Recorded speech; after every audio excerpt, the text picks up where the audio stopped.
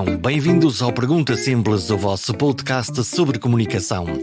Não sei se já repararam, mas a partir de agora ficará disponível também a gravação do vídeo da conversa de cada episódio. Quero saber a vossa opinião e reação a esta novidade. Saber se em vídeo é melhor ou se dá cabo da magia destas conversas apenas em áudio.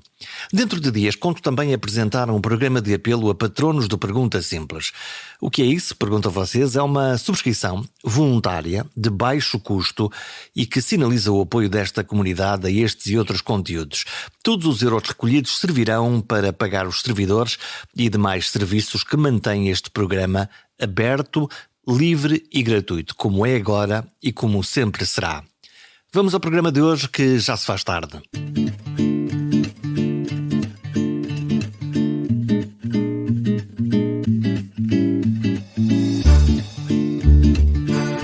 O programa de hoje é sobre o medo, é sobre a superação do medo e vem mesmo a calhar. Logo agora que já nos tínhamos quase esquecido da pandemia, o vírus decidiu mudar de máscara. O SARS-CoV-2 tem agora uma figura nova com a variante Omicron. As variantes dos vírus são mudanças mais ou menos importantes, em particular na capa destes vírus, e neste caso é uma mudança importante, diz a OMS. Porquê que nos interessa o tema? Porque o nosso sistema imunitário aprende a defender-se reconhecendo os vírus como ameaças, precisamente através da sua capa. Aliás, as vacinas são exatamente formas de treinar o nosso sistema imunitário para as verdadeiras ameaças. Se o vírus muda de forma, muitas perguntas ficam no ar. É mais agressivo? As vacinas funcionam? Transmite-se mais? O que sabemos à hora em que gravo este programa é que a Omicron mudou 50 zonas do vírus que já era conhecido. E 10 destas mudanças estão naquela espécie de coroa de espinhos que ele usa para nos infectar. Vamos para dentro de um hospital, dentro de uma unidade de cuidados intensivos ou numa ambulância rápida do INEM. A médica Ana Isabel Pedroso confronta-se todos os dias com a fina linha que separa a vida da morte e decidiu escrever um livro chamado Para Além do Medo, que retrata muita da sua experiência na luta corpo a corpo contra a Covid-19. Nestes tempos em que voltamos a ver os números a subir cá e na Europa, a quinta vaga já não é um medo, é uma realidade. Uma conversa para ouvir com medo ou com coragem. Já cá está. Já cá está. Já chegou. Sim. Na tua cabeça isso é claríssimo. Sim. Mas nós, os cidadãos normais, não temos bem essa noção. Eu acho que sim, eu acho que já têm, não é? Já saíram medidas, portanto já estamos a tomar atitudes, significa que os números já são consideráveis. E num hospital onde tu trabalhas já se sente esse... Já se começa a sentir no hospital uma maior afluência. Já há algum tempo, já há cerca de uma semana e meia, que a afluência de doentes é muito superior ao que era há cerca de 2-3 semanas atrás. E são doentes iguais àqueles que tu viste em janeiro do ano passado? Não. São doentes com mais comorbilidades, portanto são mais doentes. São doentes que não são tão críticos. Portanto, na altura havia muita doença grave, muito doente que rapidamente escalava a insuficiência respiratória para ligeira necessidade de oxigênio, depois ventilação não invasiva e rapidamente estavam ventilados invasivamente, que eram aquelas imagens que se viam. Isso é uma coisa assustadora, ter a ideia de que uma coisa dessas evolui com essa rapidez? É assustador. Como é que os médicos, enfim, não pergunto como é que eles diagnosticam isso, mas como é que tu percebes, no fundo, a ladeira, a rapidez com que isto pode evoluir? Então, isso é basicamente clínica, não é? Isso é o meu trabalho. Nós observamos o doente apresenta cansaço. Muitas vezes não refere falta de ar. O Covid tem uma coisa muito engraçada que se chama hipóxia feliz. Hipóxia significa um baixo nível de oxigênio no sangue. E chama-se hipóxia feliz porque a pessoa tem um baixo nível de oxigênio, mas não percebe. E, portanto, é uma característica... Significa que uma pessoa pode morrer sem saber o que é que aconteceu? Sim. No sentido em que não vai perceber que foi por falta de ar. O sintoma que surge mais, secundário a isto, é o cansaço. E claro que quando nós vemos um doente que está muito cansado, nós conseguimos rapidamente, através de análises, por exemplo, a gasimetria, perceber o nível de oxigênio, e quando vemos que o nível de oxigênio é baixo, temos que repor. E à medida que a pessoa vai precisando de mais oxigênio e o nível de oxigênio vai subindo, portanto, é uma torneira. Exatamente, nós vamos aumentando e depois chega uma altura em que só dar oxigênio não chega, preciso dar oxigênio com pressão, porque os meus músculos já estão cansados. E, portanto, depois dou com uma pressão que é com uma ventilação não invasiva, que é uma máscara ligada a uma máquina que vai fazendo pressão de fora, e depois chega a um ponto em que a pessoa está muito cansada e já não dá mesmo, e é nessa altura que nós sedamos e ventilamos os doentes. Essa conversa com os doentes, Sim. imediatamente antes de os sedares e ventilares, como é essa conversa? Normalmente nós explicamos, pronto, se a pessoa tiver um estado de consciência que compreenda, explicamos o que é que se vai passar, perguntamos se a pessoa quer se despedir de alguém, quer falar com alguém, fazer uma videochamada e pronto, e a seguir dizemos que vamos dar os sedativos, não é? A sedação. A expressão que tu usaste é despedir. Não, até já. Até já. Vamos pensar em coisas boas, vamos acordar melhores, tratados, e é isto, não é? Se eu não acreditasse que estava ali para tratar, não ia. E como é que é essa comunicação com as pessoas, com o doente? As pessoas estão cansadas, portanto as pessoas compreendem e dão-se na totalidade porque estão nas nossas mãos. Estão completamente extenuadas, no fundo, é esse sim. o que estão. Sim, e não têm saída, não é? As pessoas estão...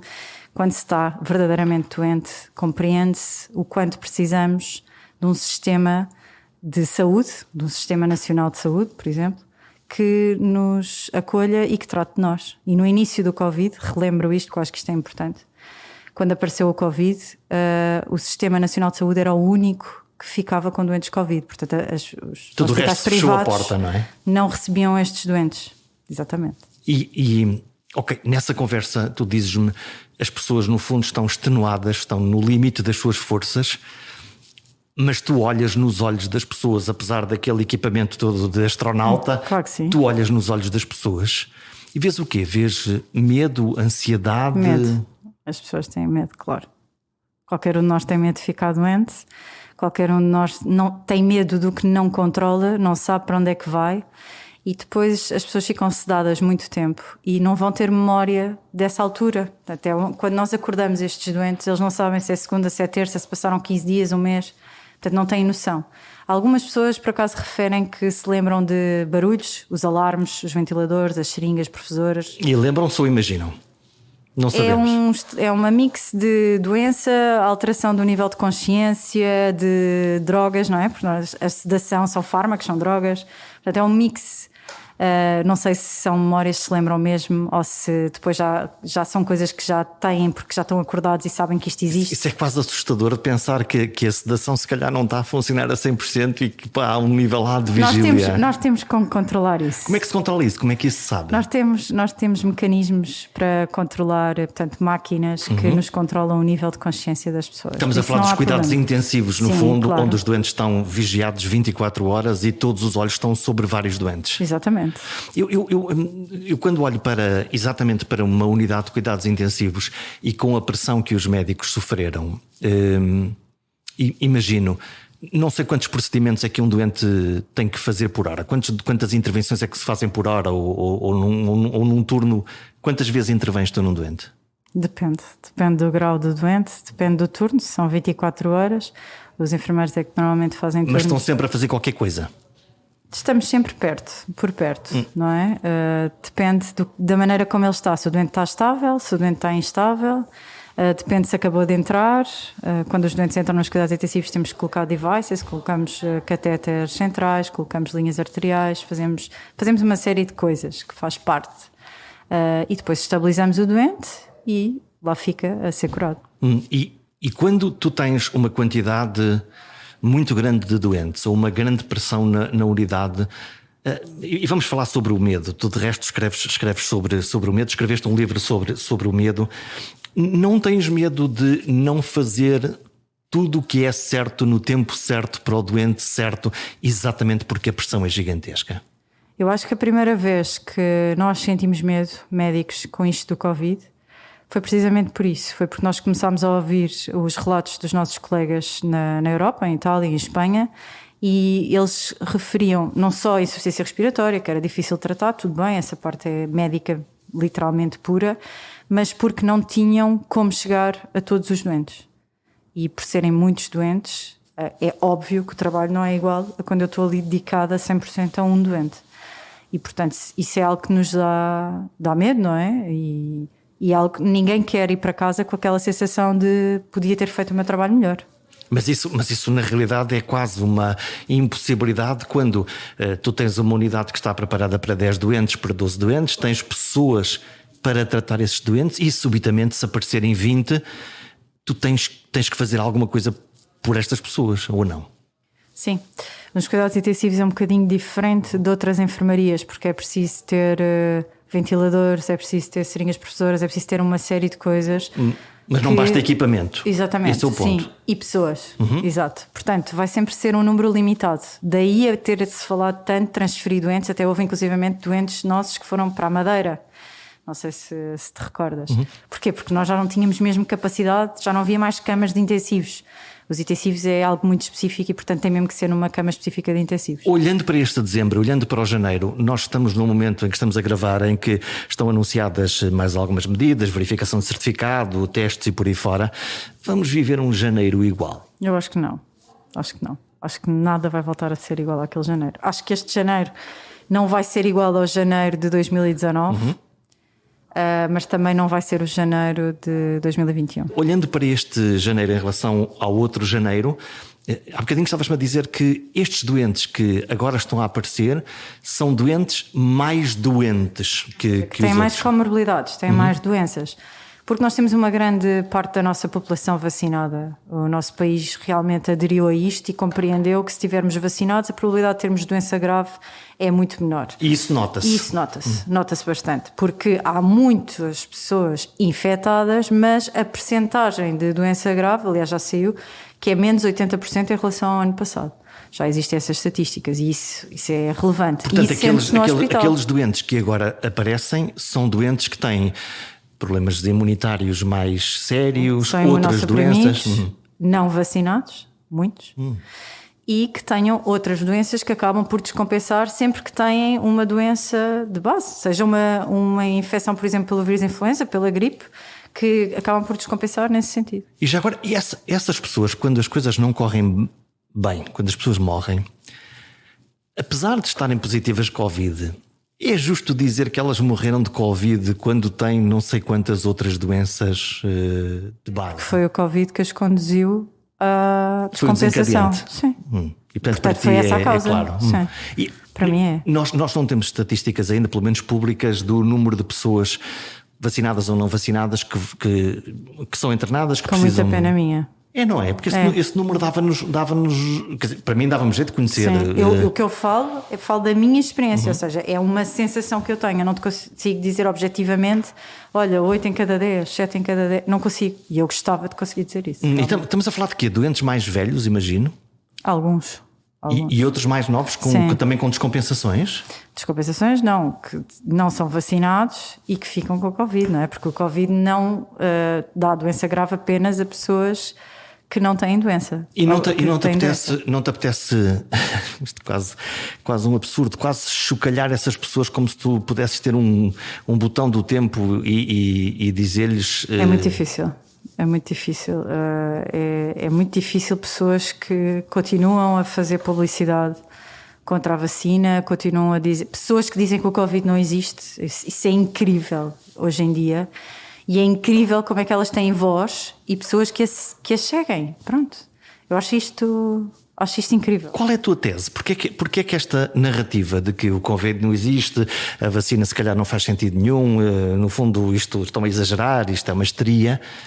Qual pode ser a substância de um movimento de pessoas? Eu acho que isso são pessoas que querem continuar a ter a vida como a conheciam anteriormente. E, portanto, estão a ver se literalmente pega e mais vêm com eles. E se formos muitos a dizer uma mentira, a mentira continua a ser uma mentira. Não vai passar a ser verdade como eles gostavam, mas eu penso que é esta coisa do tentarem unir-se. E não dá em nada, só dá que ficam doentes porque se não tiverem infectado, infecta aos outros e nunca mais saímos deste ciclo. Mas depois há um rebanho de conjunto de pessoas, as redes sociais, tu estás muito presente nas redes sociais, muito para fazer educação, para explicar a medicina a toda a gente. Há um rebanho de pessoas que dizem, sim senhora, muito bem, olha, eu acredito, exatamente, há alguém que me está a esconder as teorias da conspiração, há alguém que me está a esconder aqui qualquer coisa que eu não estou a perceber. Claro que sim, Claro que há um rebanho dessas pessoas. Eu, inclusivamente, tenho muitas dessas pessoas que me mandam mensagens a perguntar se eu recebo dinheiro por isto, por eu dizer estas coisas, a ofender, não é? Faz parte, já percebi que As redes sociais, quando se cresce, onde quer que seja, isto faz parte. Portanto, já tens Mas um clube assim, de pessoas que te odeiam, os haters, não é? Sim, Como sim, se diz. significa que estamos a chegar a algum lado, por aquilo que eu percebi. Mas quer dizer, o que eu acho é que estas pessoas deveriam de, então, ficar no seu canto. Ou seja, não acreditam, mas se ficarem doentes, então não recorram ao Sistema Nacional de Saúde, não é? Coisa que obviamente não vão fazer porque quando precisarem. E nós temos lá, sim, e ficam lá connosco e sabem e veem com os olhos deles que aquilo é verdade, passam mal. E é incrível porque nós todos tratamos essas pessoas tal e qual como tratamos os outros. Da mesma maneira. Da mesma maneira. Portanto, não há aquela sequer um gatilho. Não, um doente é um doente. Exatamente. Depois falas com estas pessoas quando as coisas se resolvem. Falo. E há bastantes pessoas que são assumidamente negacionistas, que lá vão parar, e dizem que são assumidamente negacionistas. E continuam a ser. É difícil passar por um internamento em cuidados intensivos por esta etiologia e depois continuar a ser negacionista. Portanto, saem de lá curados e convertidos. Sim, que é um bocadinho isso. Sim, é um bocadinho isso. Tu escreves um livro, está nas bancas, Para Além do Medo, é assim, vê se eu estou a citar bem. Qual é o teu maior medo? Tens um ou tens uma coleção? Eu tenho uma coleção, tenho vários. Eu não tenho muitos medos, por acaso. Eu não sou muito pessoa de medos. É aquela história do se tiveres medo, vai com medo mesmo. É o meu espírito, sim. Eu não penso muito nisso. O meu único medo, como é óbvio, acho que é o medo pelos meus. De resto, é viver a vida. Quem trabalha em emergência, em intensivos, como eu, não perde muito tempo a pensar no que é que vai acontecer, porque o tempo é hoje. Para quem não te conhece, tu trabalhas no Hospital Medicina Interna e Cuidados Intensivos e depois VMER, aquelas ambulâncias amarelas que andam aí a salvar pessoas na rua, a carrinha amarela e os helicópteros do INEM. Como é que é um teu dia-a-dia? Quer dizer, com tantas coisas para fazer, imagino que a tua gestão de tempo... Nós conseguimos encaixar. Eu sou super organizada e é encaixar tudo, como deve de ser. E pronto, e saímos de um lado, vamos para o outro, descansamos um pouco, trabalhamos mais do que as 40 horas por semana, com muita resiliência, e é assim que isto funciona. Mas somos todos assim, acho que faz parte de... Não é normal, mas as pessoas que trabalham em saúde trabalham todas muitas horas. O que é que te motiva a entrar de X em X dias dentro de uma destas ambulâncias, destas carrinhas ou de um helicóptero? É porque nós fazemos a diferença. Quando nós somos chamados, quando ligam o 112, é porque algo vai correr mal. Se bem que há muitas chamadas que... Mas as verdadeiras, tu tens essa noção. Pronto, tenho essa noção. E, portanto, a nossa presença naquele local, àquela hora, fez toda a diferença para a vida daquela pessoa. Esta sensação do eu fiz qualquer coisa que alterou o caminho, porque o caminho ia correr mal, é uma sensação espetacular. É espetacular mesmo. Mas imagino que...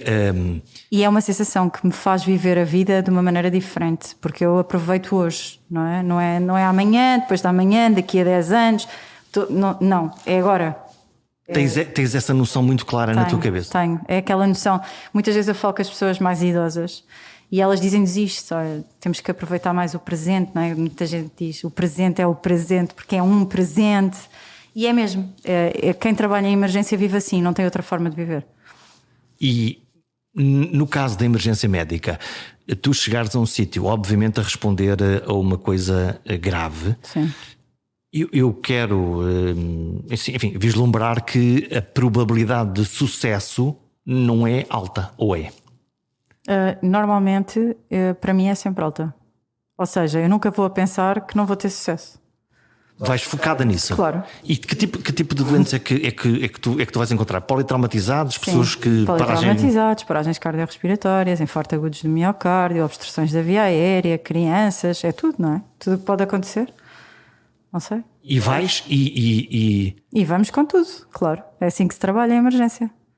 Nós temos um lema que é preparar para o pior, esperando o melhor.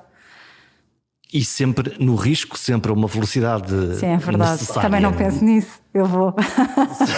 Não penso, pronto. A imagem que eu passo... Não, é o enfermeiro. A mensagem que eu passo aos meus filhos, não é? É terrível.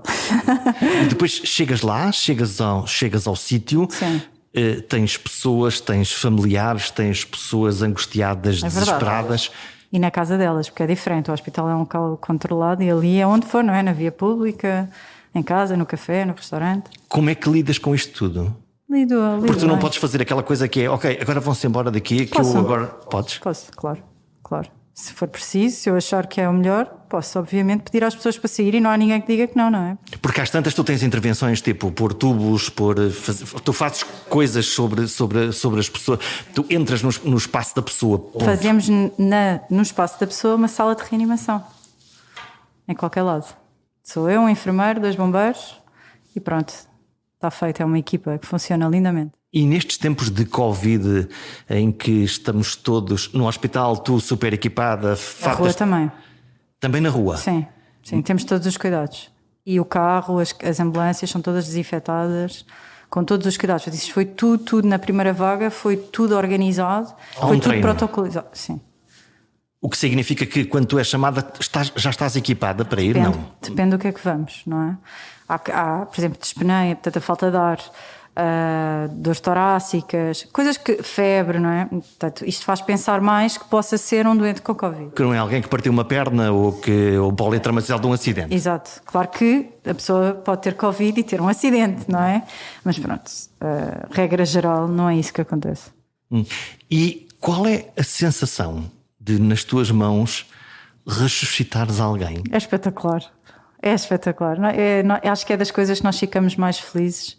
É quando salvamos uma vida mesmo. Eu sei que isto parece clichê, mas pronto, é uma área em que é isto que nós fazemos. É muito desgastante, nós temos muita libertação de catecolamina, muita libertação de adrenalina interior. Isto conduz a um grande stress, ficamos mais velhos, mais rápido, mas também nos deixa muito felizes. E eu acho que é mesmo uma sensação espetacular. E o contrário, a sensação de alguém que tu até... Quando lá chegaste ou quando tu imaginaste a situação que ias encontrar, tu dizias, não, há aqui boas probabilidades. Não, para mim, e assumo já, o mais complicado são crianças. Crianças que correu mal são as coisas mais difíceis com que nós podemos lidar porque é contra a natura, não é? Porque as crianças não morrem. Exato, é isso. Porque as crianças supostamente não morrem, mas morrem. E isso é muito difícil de lidar mesmo. Acho que é o mais complicado de lidar, no geral, é com crianças. Porque lá está, porque é contra a natura, não é? Já te perguntarei sobre como é que tu geres depois mentalmente isso, quando vais dormir. Mas lá, no momento... Eu no momento não estou a gerir emoções minhas. Estás no modo robô. Sim. Fazer o que há para fazer. Exato. Estou a aplicar a ciência, porque se eu estiver ali... a sentir coisas, ninguém está a trabalhar como médico, não é? O meu papel ali é ser médico e, portanto, tentar aplicar e fazer o melhor que consigo para salvar. Se não conseguir, então aí tenho que, pronto, temos que admitir, não é? Isso também é admitir que não dá, pronto. Ou não se conseguiu de todo. O que é uma verdade inaceitável. É muito difícil mesmo. Até porque, não só em relação às crianças, obviamente mais dramática e mais angustiante, mas no caso de toda a gente, mudou-se a pergunta de que é que morreu para a pergunta por que é que morreu, que é uma pergunta diferente, exige uma explicação. Sim, mas nós normalmente temos uma noção, não é? Porque as coisas começam de uma maneira. Há uma queixa, as pessoas sentiram qualquer coisa, quando ligam para o 112 já vem uma história e, portanto, nós quando vamos a caminho já vamos a pensar com uma hipótese diagnóstica na cabeça. E já vais a treinar o que podes fazer? Não se vai a treinar, mas já se vai a pensar, olha, deve ser isto, deve ser aquilo, pronto. E, portanto, nós em equipa nós estamos muito, como é que se é dizer, martelados para fazer isto. Isto é quase o cão do Pavlov. Nós chegamos e atuamos. O que é isso que permite depois também a rapidez? Exato, a rapidez com eficácia.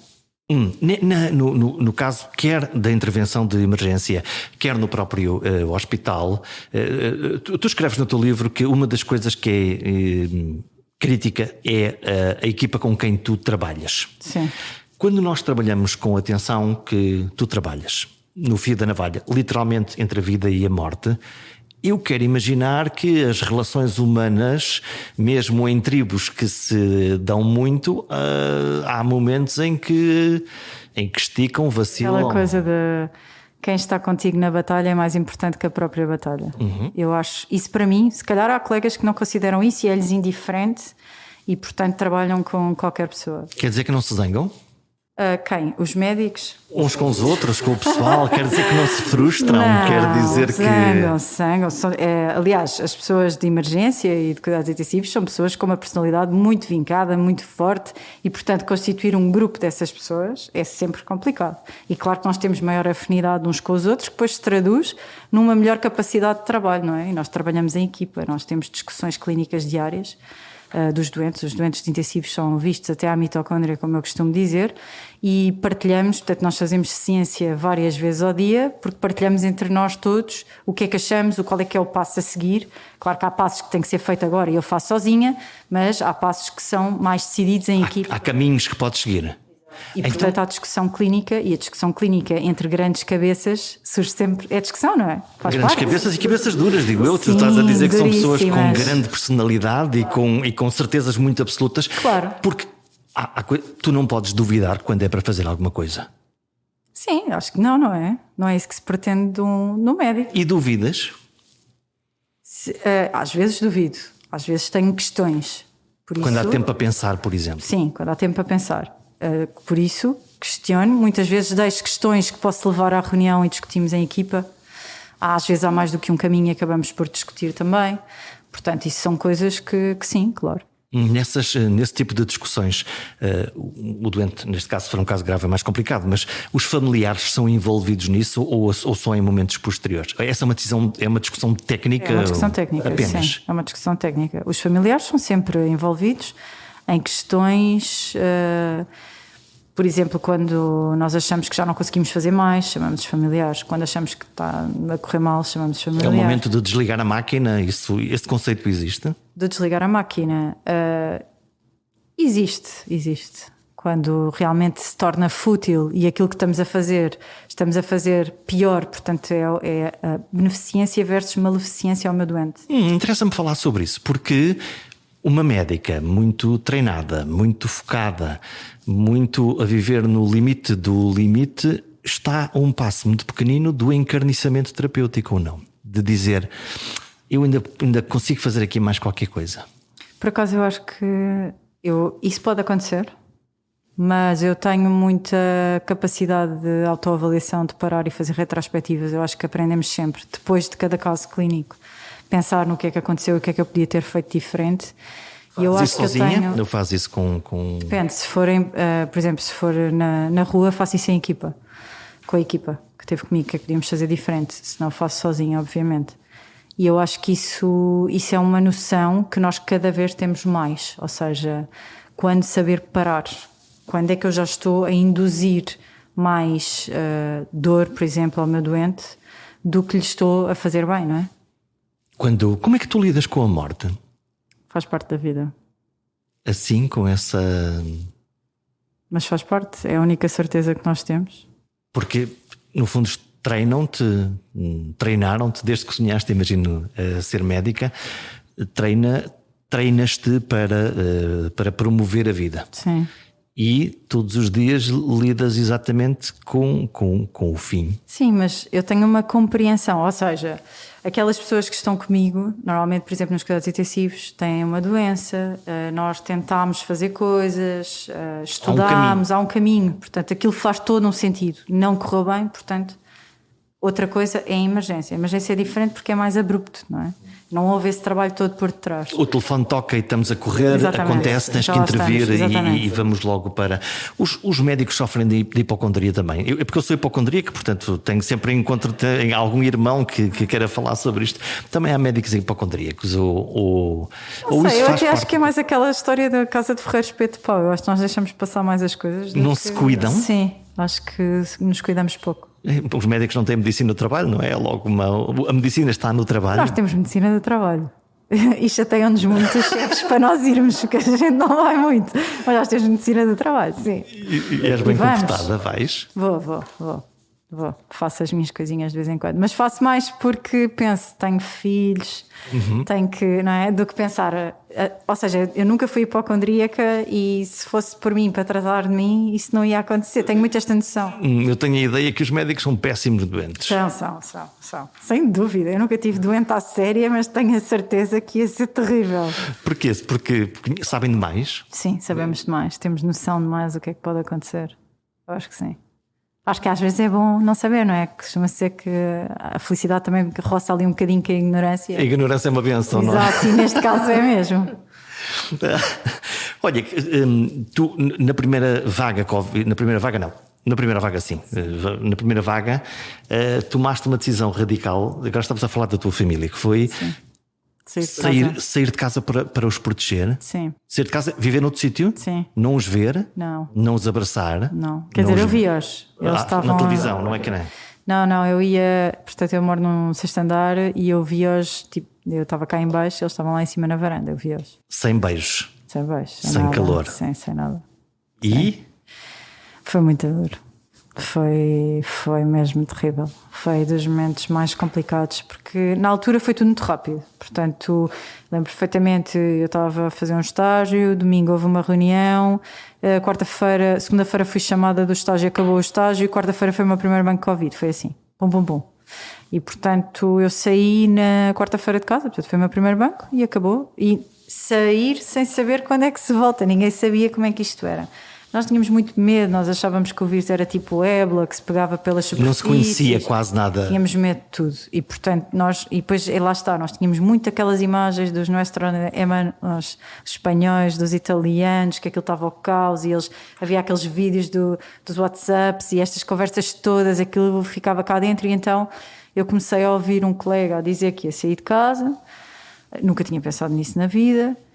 E depois comecei a ouvir outro e depois percebi, se calhar faz algum sentido, porque eu vou andar lá metida no meio, porque lá está, porque eu não sou oftalmologista nem dermatologista, isto é mesmo a minha área. Tu estás literalmente dentro de e portanto estou a correr um risco enorme. Nós achávamos que podíamos ficar todos infectados e pronto, e portanto saí e vivi 100% Covid, não havia mais nada na minha vida sem ser isto. Quanto tempo durou isso? 2 meses, foi até 18 de maio. E os teus filhos, o que é que diziam? Ou o que é que disseram? As crianças têm uma capacidade de adaptação fora de série. Que é mágico, não é? É espetacular. Eles percebem. Eles perceberam que eu estava a trabalhar, portanto eu falava com eles. Havia um dia ou outro que choravam, faziam um bocado mais de birra, mas quer dizer, nós os Estamos adultos. a falar de crianças com que idade? Eles tinham 8 e 6 na altura. Mas assim, os adultos também que estavam fechados em casa também choraram e também fizeram birras. Portanto, eu acho que. Quer dizer, eles portaram-se lindamente comparativamente com muitas pessoas.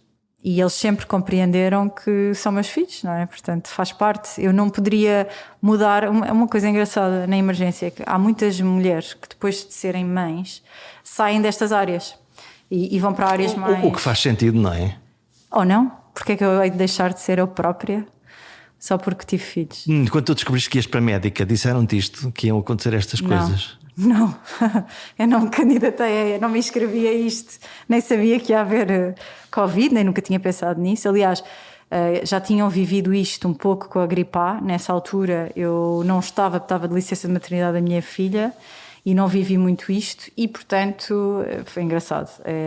Eu nunca tinha pensado em viver. Isto foi história. Nós, em termos médicos, isto foi um desafio e foi algo espetacular. Ou seja, nós estávamos sempre na crista da onda. Agora sim um artigo, agora fazes este medicamento, agora faz o outro, agora não se pode fazer este. E da aprendizagem disto, tu hoje que vamos para a quinta onda, claramente que a tua biblioteca neste momento tem muito mais recursos do que o que tinha. Sim, muito mais. E sabemos muito mais sobre isto. Muito mais mesmo. Consegues perceber como é que um determinado doente, o vírus pode evoluir ou pode não evoluir, que há uma terapêutica ou que há outra terapêutica? Se ventilamos mais cedo, ventilamos mais tarde, fazemos isto, fazemos aquilo, não tem nada a ver.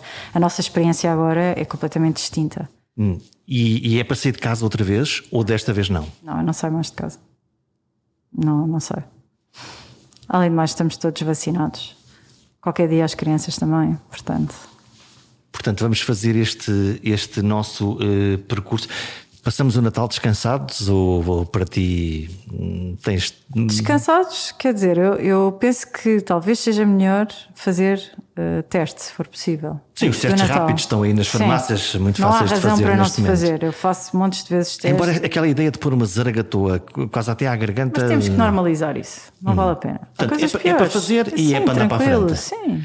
E, portanto, quanto menos ficarmos nervosos com esse tipo de coisas, vamos embora. Claro. Portanto, quem for para os natais, para os anos novos, a tua sugestão é, além da vacina, obviamente fazer um teste e vamos todos mais... Sim, principalmente se estiverem com aquelas pessoas que não costumam estar, não é? Porque normalmente no Natal acontece, não é? reúne-se com a família por outros cantos do país e, portanto, escusamos de passar aquilo que passámos o ano passado, que eu não acredito que mesmo assim, a vivermos o Natal em pleno, que isso vai acontecer, porque acho que não vai ser tanto, mas vai ser pior do que aos dias de hoje, de certeza. Quando nós olhamos para os números estão a crescer, a pergunta que se me ocorre é: o que é que nós fizemos de errado? Agora? Sim, agora. O que nós fizemos...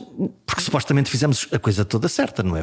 Portamos-nos relativamente bem, vacinamos-nos 85%, portanto os elegíveis estão genericamente todos vacinados e apesar disso facilitamos, decidimos ir todos Uma almoçar coisa é com os nossos certa, amigos. ainda ontem eu tomei a terceira dose, significa que estamos vacinados, mas se calhar já não estamos vacinados com a capacidade que tínhamos de imunidade que tínhamos há uns meses. As nossas defesas vão baixando. Vão baixando. Há imensos artigos a dizer isso, que só duram uns dizem que é 3 meses, 3 a 11 meses foi o que eu li. Pronto, eu que fiz a minha vacina, a primeira dose, em dezembro de 2020. Portanto, a tua imunidade, teoricamente, já desapareceu. Exatamente, eu nunca vi anticorpos, nunca vi nada, mas supostamente já diminuiu bastante e é completamente diferente quando era em março. Pronto. Depois, o facto de termos tudo aberto, portanto, estamos a conviver com tudo aberto, umas pessoas em cima das outras e não se fazia testes antes de entrar em discotecas, restaurantes e, portanto, nós estamos a viver em pleno, basicamente.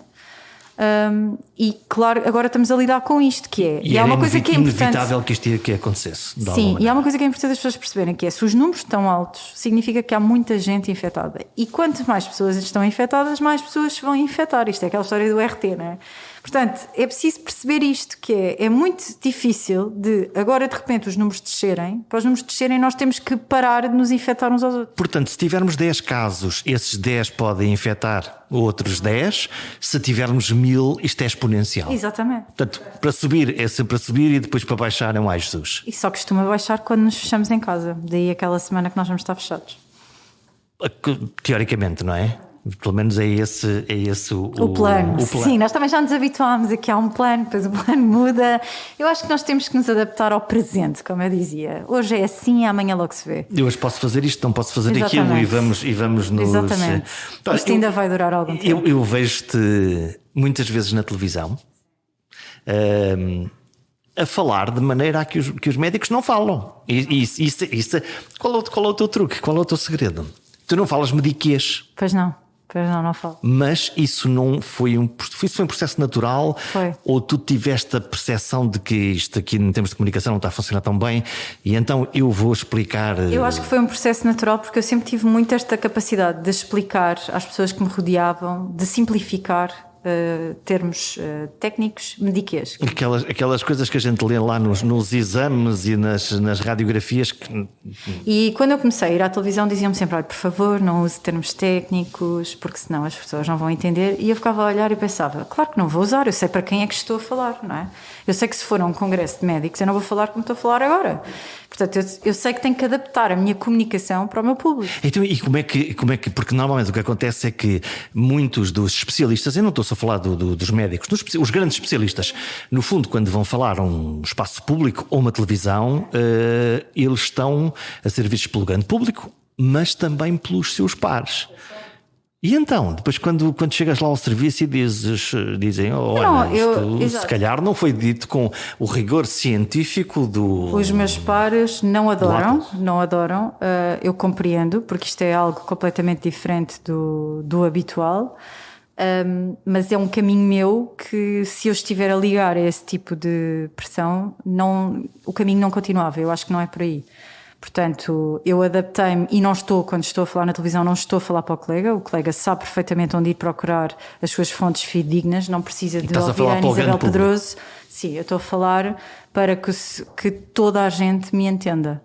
E é esse o meu objetivo, porque eu acredito que quando as pessoas compreendem, as pessoas aderem. E eu acho que é muito difícil dizer a alguém: olha, você tem que ficar fechado em casa porque sim, você tem que levar uma vacina porque sim, você tem... Não, as pessoas têm que compreender. E as pessoas não são médicas, nem têm que ser todas médicas. Nós precisamos das pessoas em todas as áreas.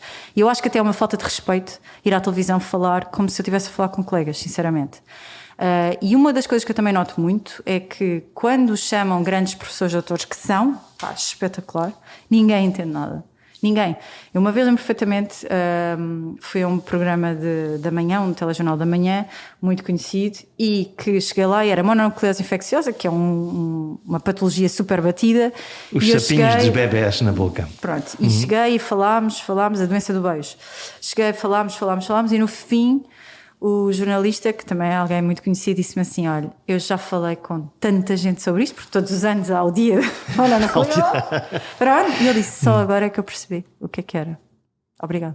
E eu disse: pois, porque estamos aqui a chamar grandes pessoas e grandes nomes que eu compreendo porque são entendidos da matéria. Os super especialistas. Sim, mas se eles não conseguem transmitir isto por miúdos, não percebo. E se o jornalista não entendeu, logo também não fez as perguntas certas, logo não ajudou a traduzir, logo criou-se um bloqueio na comunicação?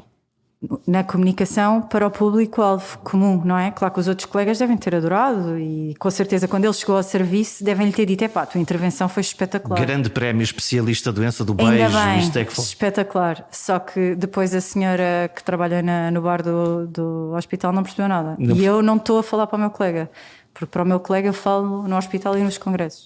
E nas redes sociais, onde tu tens presença no Instagram, fazes diretos, fazes interação com as pessoas, aí o nível já é ainda mais interativo, já não é televisão para toda a gente, mas com menos interatividade.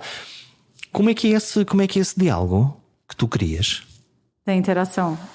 É um diálogo simples. Tu escolhes o tema Sim. Normalmente é um tema. E depois explora o tema. Depois vais explorar o tema. Sim. E as reações depois? Ok, temos os teus haters, não é? Aqueles que te odeiam. Sim, não ótimo, são muitos. excelente, não são muitos. Não. Mas temos que ter, como eu digo, temos que ter haters para ser gente. Para ficar bem, é uma medalha. Claro, exatamente. Então, e os outros fazem-te perguntas? Fazem. Tu respondes às pessoas? As pessoas gostam, é incrível. Por exemplo, um tema que eu falo muito, por exemplo, antibióticos, que é um tema um bocado. Pronto, as pessoas não. Antibióticos, o que é que há para falar de antibióticos? Eu tenho montes de posts sobre antibióticos e são posts que não só têm likes, como têm share, como têm comentários, porque as pessoas realmente...